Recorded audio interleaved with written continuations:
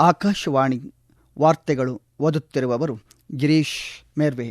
ಮುಖ್ಯಾಂಶಗಳು: 4 ರಾಜ್ಯಗಳು ಹಾಗೂ 1 ಕೇಂದ್ರಾಡಳಿತ ಪ್ರದೇಶಗಳ ವಿಧಾನಸಭಾ ಚುನಾವಣಾ ವೇಳಾಪಟ್ಟಿ ಪ್ರಕಟ. ಪಶ್ಚಿಮ ಏಷ್ಯಾ ಸಂಘರ್ಷ, ಭಾರತೀಯರ ಅನುಕೂಲಕ್ಕಾಗಿ ಏರ್ ಇಂಡಿಯಾದಿಂದ 48 ವಿಮಾನಗಳ ಕಾರ್ಯಾಚರಣೆ. ತುರ್ತು ದಾಸ್ತಾನಿನಿಂದ ಬೃಹತ್ ಪ್ರಮಾಣದ ತೈಲ ಬಿಡುಗಡೆ ಮಾಡಲು ಅಂತಾರಾಷ್ಟ್ರೀಯ ಇಂಧನ ಸಂಸ್ಥೆ ನಿರ್ಧಾರ. ಇಂಡಿಯನ್ ವೇಲ್ಸ್ ಟೆನಿಸ್ ಟೂರ್ನಿ, ಇಟಲಿಯ ಯಾನಿಕ್ ಸಿನ್ನರ್ಗೆ ಪುರುಷರ ಸಿಂಗಲ್ಸ್ ಪ್ರಶಸ್ತಿ. ವಾರ್ತೆಗಳ ವಿವರ. ಕೇಂದ್ರ ಚುನಾವಣಾ ಆಯೋಗವು ಅಸ್ಸಾಂ, ಕೇರಳ, ತಮಿಳುನಾಡು ಮತ್ತು ಪಶ್ಚಿಮ ಬಂಗಾಳ ರಾಜ್ಯಗಳು ಹಾಗೂ ಪುದುಚೇರಿ ಕೇಂದ್ರಾಡಳಿತ ಪ್ರದೇಶಗಳ ವಿಧಾನಸಭಾ ಚುನಾವಣೆಗೆ ವೇಳಾಪಟ್ಟಿ ಪ್ರಕಟಿಸಿದೆ.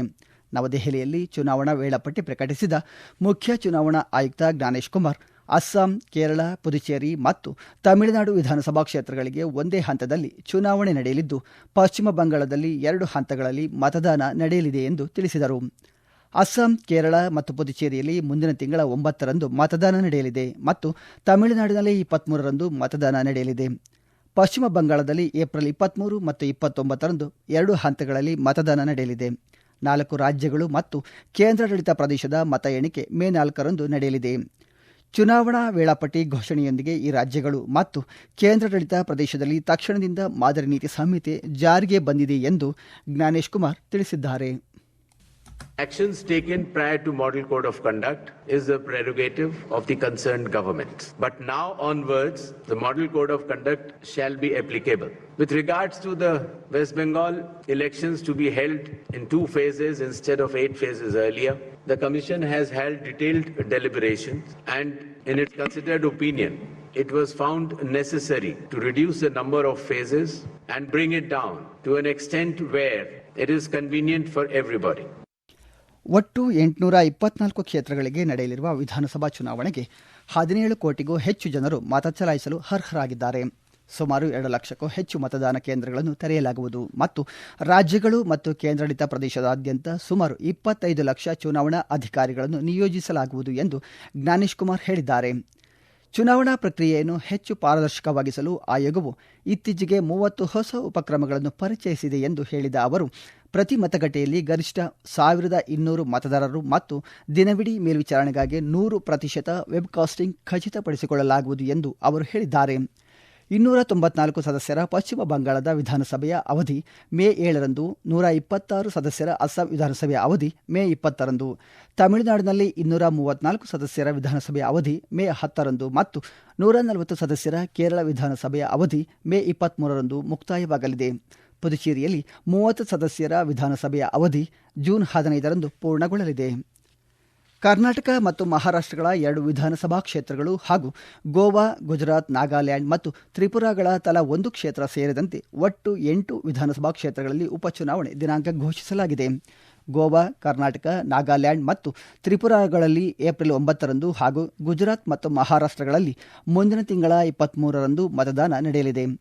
ಕರ್ನಾಟಕದಲ್ಲಿ ಮಾಜಿ ಶಾಸಕ ಮೇಟಿ ಹುಲ್ಲಪ್ಪ ಯಮನಪ್ಪ ಅವರ ನಿಧನದಿಂದ ತೆರವಾಗಿದ್ದ ಬಾಗಲಕೋಟೆ ಕ್ಷೇತ್ರ ಹಾಗೂ ಮಾಜಿ ಶಾಸಕ ಶಾಮನೂರು ಶಿವಶಂಕರಪ್ಪ ಅವರ ನಿಧನದಿಂದ ತೆರವಾಗಿದ್ದ ದಾವಣಗೆರೆ ದಕ್ಷಿಣ ಕ್ಷೇತ್ರಕ್ಕೆ ಉಪಚುನಾವಣೆಗೆ ವೇಳಾಪಟ್ಟಿ ಪ್ರಕಟಿಸಲಾಗಿದೆ. ನಾಮಪತ್ರ ಸಲ್ಲಿಸಲು ಈ ತಿಂಗಳ 23ರವರೆಗೆ ಅವಕಾಶವಿದ್ದು, ಮರುದಿನ ನಾಮಪತ್ರಗಳ ಪರಿಶೀಲನೆ ನಡೆಯಲಿದೆ. ಉಮೇದುವಾರಿಕೆ ಹಿಂಪಡೆಯಲು ಮಾರ್ಚ್ 26 ಕೊನೆಯ ದಿನವಾಗಿದೆ. 2026-27ನೇ ಸಾಲಿನ ರೈಲ್ವೆ ಸಚಿವಾಲಯದ ನಿಯಂತ್ರಣದಲ್ಲಿರುವ ಅನುದಾನಗಳ ಬೇಡಿಕೆಗಳ ಕುರಿತು ಲೋಕಸಭೆಯಲ್ಲಿ ಇಂದು ಚರ್ಚೆ ಮತ್ತು ಮತದಾನ ನಡೆಯಲಿದೆ. ಇದರ ಜೊತೆಗೆ 2026-27ನೇ ಸಾಲಿನ ಕೃಷಿ ಮತ್ತು ರೈತ ಕಲ್ಯಾಣ ಸಚಿವಾಲಯದ ನಿಯಂತ್ರಣದಲ್ಲಿರುವ ಅನುದಾನಗಳ ಬೇಡಿಕೆಗಳ ಮೇಲಿನ ಚರ್ಚೆಯನ್ನು ಸಹ ಸದನದ ವ್ಯವಹಾರಗಳ ಪಟ್ಟಿ ಮಾಡಲಾಗಿದೆ. ರಾಜ್ಯಸಭೆಯಲ್ಲಿ ಸದನವು 2026ರ ವಿನಿಯೋಗ ಮಸೂದೆಯನ್ನು ಪರಿಗಣನೆ ಮತ್ತು ವಾಪಸಾತಿಗಾಗಿ ಕೈಗೆತ್ತಿಕೊಳ್ಳಲು ನಿರ್ಧರಿಸಲಾಗಿದೆ. 2025-26ನೇ ಸಾಲಿನ ಹಣಕಾಸು ವರ್ಷದ ಸೇವೆಗಳಿಗಾಗಿ ಭಾರತದ ಕ್ರೋಢೀಕೃತ ನಿಧಿಯಿಂದ ಮತ್ತು ಅದರಿಂದ ಕೆಲವು ಹೆಚ್ಚುವರಿ ಮೊತ್ತಗಳ ಪಾವತಿ ಮತ್ತು ಹಂಚಿಕೆಗೆ ಅಧಿಕಾರ ನೀಡಲು ಮಸೂದೆ ಪ್ರಯತ್ನಿಸುತ್ತದೆ. ಪಶ್ಚಿಮ ಏಷ್ಯಾದಲ್ಲಿ ಪರಿಸ್ಥಿತಿ ಉಲ್ಬಣಗೊಳ್ಳುತ್ತಿರುವ ನಡುವೆ ಅಲ್ಲಿ ಸಿಲುಕಿರುವ ಭಾರತೀಯರ ಅನುಕೂಲಕ್ಕಾಗಿ ಏರ್ ಇಂಡಿಯಾ ಮತ್ತು ಏರ್ ಇಂಡಿಯಾ ಎಕ್ಸ್‌ಪ್ರೆಸ್ ಇಂದು ಒಟ್ಟು 48 ವಿಮಾನಗಳನ್ನು ಕಾರ್ಯಾಚರಣೆಗೊಳಿಸಲಿವೆ.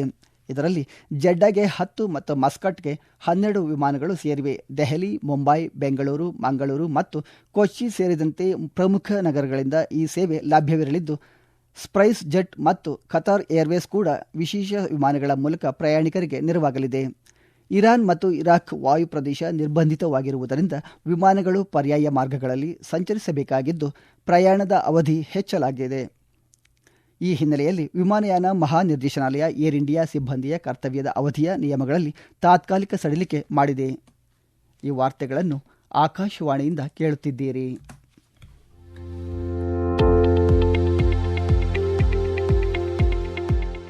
ನಮ್ಮ ಎಲ್ಲ ರಾಷ್ಟ್ರೀಯ ವಾರ್ತೆಗಳು ಹಾಗೂ ಪ್ರದೇಶ ಸಮಾಚಾರ ಈಗ ಆಕಾಶವಾಣಿ ನ್ಯೂಸ್ ಕನ್ನಡ ಯೂಟ್ಯೂಬ್ ಚಾನೆಲ್ನಲ್ಲಿ ಲಭ್ಯ. ನಮ್ಮ ಎಕ್ಸ್ ಖಾತೆ ಮತ್ತು ಇನ್ಸ್ಟಾಗ್ರಾಂ ಖಾತೆ ಆಕಾಶವಾಣಿ ನ್ಯೂಸ್ ಕನ್ನಡ. ಹೆಚ್ಚಿನ ಮಾಹಿತಿಗಾಗಿ ನಮ್ಮ ಫೇಸ್ಬುಕ್ ಖಾತೆ ಆಕಾಶವಾಣಿ ವಾರ್ತೆ ಕನ್ನಡವನ್ನು ಅನುಸರಿಸಿ. ಮಾಹಿತಿಗಳ ಹೂರಣ, ವಾರದ ಕಾರ್ಯಕ್ರಮ, ಪ್ರಚಲಿತ ವಿದ್ಯಮಾನ ಪ್ರತಿ ಬುಧವಾರ ರಾತ್ರಿ 9:15 ಕತಾರ್ ಏರ್ವೇಸ್ ವಿಮಾನಯಾನ ಸಂಸ್ಥೆ ಮುಂದಿನ 2 ದಿನಗಳಲ್ಲಿ ಭಾರತದ ನವದೆಹಲಿ ಮತ್ತು ಮುಂಬೈ, ಕೊಚ್ಚಿ ನಗರಗಳಿಗೆ ಹೆಚ್ಚುವರಿ 3 ವಿಮಾನಗಳ ಸೇವೆ ಒದಗಿಸಲಿದೆ ಎಂದು ದೋಹಾದಲ್ಲಿರುವ ಭಾರತೀಯ ರಾಯಭಾರಿ ಕಚೇರಿ ತಿಳಿಸಿದೆ.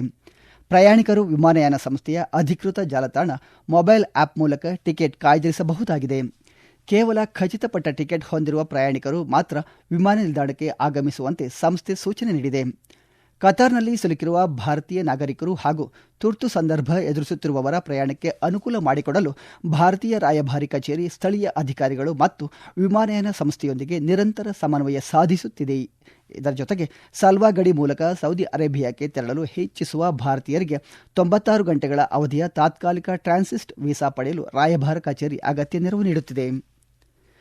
ಜಾಗತಿಕ ಮಾರುಕಟ್ಟೆಯಲ್ಲಿ ತೈಲ ಬೆಲೆಗಳನ್ನು ನಿಯಂತ್ರಿಸುವ ನಿಟ್ಟಿನಲ್ಲಿ ಅಂತಾರಾಷ್ಟ್ರೀಯ ಇಂಧನ ಸಂಸ್ಥೆ ಐಇಒ ಸದಸ್ಯ ರಾಷ್ಟ್ರಗಳು ತಮ್ಮ ತುರ್ತು ದಾಸ್ತಾನಿನಿಂದ ಬೃಹತ್ ಪ್ರಮಾಣದ ತೈಲವನ್ನು ಬಿಡುಗಡೆ ಮಾಡಲಿದೆ. ಏಷ್ಯಾ ಮತ್ತು ಓಷಿಯಾನಿಯಾ ರಾಷ್ಟ್ರಗಳು ತಕ್ಷಣದಿಂದಲೇ ತೈಲ ಬಿಡುಗಡೆ ಪ್ರಕ್ರಿಯೆ ಆರಂಭಿಸಲಿದ್ದು, ಯುರೋಪ್ ಮತ್ತು ಅಮೆರಿಕದ ರಾಷ್ಟ್ರಗಳು ಈ ತಿಂಗಳ ಅಂತ್ಯದ ವೇಳೆಗೆ ದಾಸ್ತಾನು ಮುಕ್ತಗೊಳಿಸಲಿವೆ. ಇದು ಇತಿಹಾಸದಲ್ಲಿ ಅತಿ ದೊಡ್ಡ ತುರ್ತು ತೈಲ ಬಿಡುಗಡೆ ಕ್ರಮವಾಗಿದ್ದು, ಜಾಗತಿಕ ಪೂರೈಕೆಗೆ ಬಲವಾದ ರಕ್ಷಣೆ ನೀಡಲಿದೆ ಎಂದು ಸಂಸ್ಥೆ ತಿಳಿಸಿದೆ. ಸುಮಾರು 400 ದಶಲಕ್ಷ ಬ್ಯಾರೆಲ್ ತೈಲವನ್ನು ಬಿಡುಗಡೆ ಮಾಡಲಾಗುತ್ತಿದ್ದು, ಇದು 2022ರಲ್ಲಿ ರಷ್ಯಾ ಉಕ್ರೇನ್ ಯುದ್ಧದ ಸಮಯದಲ್ಲಿ ಬಿಡುಗಡೆ ಮಾಡಿದ್ದಕ್ಕಿಂತ 2ರಷ್ಟು ಹೆಚ್ಚಿನ ಪ್ರಮಾಣದ್ದಾಗಿದೆ. ವಿದೇಶಾಂಗ ವ್ಯವಹಾರಗಳ ಸಚಿವ ಡಾಕ್ಟರ್ ಎಸ್ ಜೈಶಂಕರ್ ಬ್ರಸೆಲ್ಸ್ನಲ್ಲಿ ಸೈಪ್ರಸ್ ವಿದೇಶಾಂಗ ಸಚಿವ ಕಾನ್ಸ್ಟಂಟಿನೋಸ್ ಕಾಂಬೋಸ್ ಅವರನ್ನು ಭೇಟಿ ಮಾಡಿ ಮಾತುಕತೆ ನಡೆಸಿದರು. ಈ ಕುರಿತು ಸಾಮಾಜಿಕ ಜಾಲತಾಣದಲ್ಲಿ ಮಾಹಿತಿ ನೀಡಿರುವ ಅವರು, ಉಭಯ ರಾಷ್ಟ್ರಗಳ ನಡುವಿನ ಕಾರ್ಯತಂತ್ರದ ಪಾಲುದಾರಿಕೆಯನ್ನು ಮತ್ತಷ್ಟು ಬಲಪಡಿಸುವ ಕುರಿತು ಹಾಗೂ ಪಶ್ಚಿಮ ಏಷ್ಯಾದ ಪ್ರಚಲಿತ ವಿದ್ಯಮಾನಗಳ ಬಗ್ಗೆ ಪರಸ್ಪರ ವಿಚಾರ ವಿನಿಮಯ ಮಾಡಿಕೊಳ್ಳಲಾಗಿದೆ ಎಂದು ತಿಳಿಸಿದ್ದಾರೆ. ಕ್ಯಾಲಿಫೋರ್ನಿಯಾದಲ್ಲಿ ನಡೆಯುತ್ತಿರುವ ಇಂಡಿಯನ್ ವೇಲ್ಸ್ ಓಪನ್ ಟೆನಿಸ್ ಟೂರ್ನಿಯಲ್ಲಿ ಇಟಲಿಯ ಯಾನಿಕ್ ಸಿನ್ನರ್ ಪುರುಷರ ಸಿಂಗಲ್ಸ್ ವಿಭಾಗದ ಪ್ರಶಸ್ತಿಯನ್ನು ತಮ್ಮದಾಗಿಸಿಕೊಂಡಿದ್ದಾರೆ. ಇಂದು ನಡೆದ ಫೈನಲ್ ಪಂದ್ಯದಲ್ಲಿ ಸಿನ್ನರ್ ರಷ್ಯಾದ ಡ್ಯಾನಿಲ್ ಮೆಡ್ವೆಡೇವ್ ವಿರುದ್ಧ 7-6, 7-6 ಅಂಕಗಳ ಅಂತರದಲ್ಲಿ ಗೆಲುವು ಸಾಧಿಸಿ ಪ್ರಶಸ್ತಿ ಮುಡಿಗೇರಿಸಿಕೊಂಡಿದ್ದಾರೆ.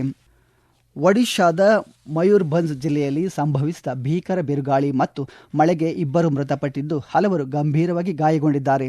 ಜಿಲ್ಲೆಯ ಕನಿಷ್ಠ 12 ಗ್ರಾಮಗಳಲ್ಲಿ 100 ಮನೆಗಳಿಗೆ ಹಾನಿಯಾಗಿದ್ದು, ವಿದ್ಯುತ್ ಕಂಬಗಳು ಮತ್ತು ಮರಗಳು ನೆಲಕ್ಕುರುಳಿವೆ. ಕರಂಜಿಯ ಬ್ಲಾಕ್ನ ಕಿಯಾ ಮತ್ತು ಕಂಕಡ ಗ್ರಾಮಗಳು ತೀವ್ರವಾಗಿ ಹಾನಿಗೊಳಗಾಗಿವೆ. ಮೃತರ ಕುಟುಂಬಗಳಿಗೆ ರಾಜ್ಯ ಸರ್ಕಾರ ತಲಾ 4 ಲಕ್ಷ ರೂಪಾಯಿ ಪರಿಹಾರ ಘೋಷಿಸಿದೆ. ಸುಮಾರು 40 ಮಂದಿ ಸಣ್ಣಪುಟ್ಟ ಗಾಯಗಳಿಗೆ ಚಿಕಿತ್ಸೆ ಪಡೆಯುತ್ತಿದ್ದಾರೆ. ಈ ನಡುವೆ ಭಾರತೀಯ ಹವಾಮಾನ ಇಲಾಖೆ ಮಯೂರ್ಭಂಜ್ ಜಿಲ್ಲೆಗೆ ಇಂದು ಆರೆಂಜ್ ಅಲರ್ಟ್ ಘೋಷಿಸಿದ್ದು, ಗುಡುಗು ಸಹಿತ ಮಳೆಯ ಮುನ್ಸೂಚನೆ ನೀಡಿದೆ. ಕೊನೆಯಲ್ಲಿ ಮತ್ತೊಮ್ಮೆ ಮುಖ್ಯಾಂಶಗಳು. 4 ರಾಜ್ಯಗಳು ಹಾಗೂ 1 ಕೇಂದ್ರಾಡಳಿತ ಪ್ರದೇಶಗಳ ವಿಧಾನಸಭಾ ಚುನಾವಣಾ ವೇಳಾಪಟ್ಟಿ ಪ್ರಕಟ. ಪಶ್ಚಿಮ ಏಷ್ಯಾ ಸಂಘರ್ಷ, ಭಾರತೀಯರ ಅನುಕೂಲಕ್ಕಾಗಿ ಏರ್ ಇಂಡಿಯಾದಿಂದ 48 ವಿಮಾನಗಳ ಕಾರ್ಯಾಚರಣೆ. ತುರ್ತು ದಾಸ್ತಾನಿನಿಂದ ಬೃಹತ್ ಪ್ರಮಾಣದ ತೈಲ ಬಿಡುಗಡೆ ಮಾಡಲು ಅಂತಾರಾಷ್ಟ್ರೀಯ ಇಂಧನ ಸಂಸ್ಥೆ ನಿರ್ಧಾರ. ಇಂಡಿಯನ್ ವೇಲ್ಸ್ ಟೆನಿಸ್ ಟೂರ್ನಿ, ಇಟಲಿಯ ಯಾನಿಕ್ ಸಿನ್ನರ್ಗೆ ಪುರುಷರ ಸಿಂಗಲ್ಸ್ ಪ್ರಶಸ್ತಿ. ಇಲ್ಲಿಗೆ ವಾರ್ತಾ ಪ್ರಸಾರ ಮುಕ್ತಾಯವಾಯಿತು. ನಮ್ಮ ಮುಂದಿನ ವಾರ್ತಾ ಪ್ರಸಾರ ಈ ಮಧ್ಯಾಹ್ನ 12 ಗಂಟೆಗೆ.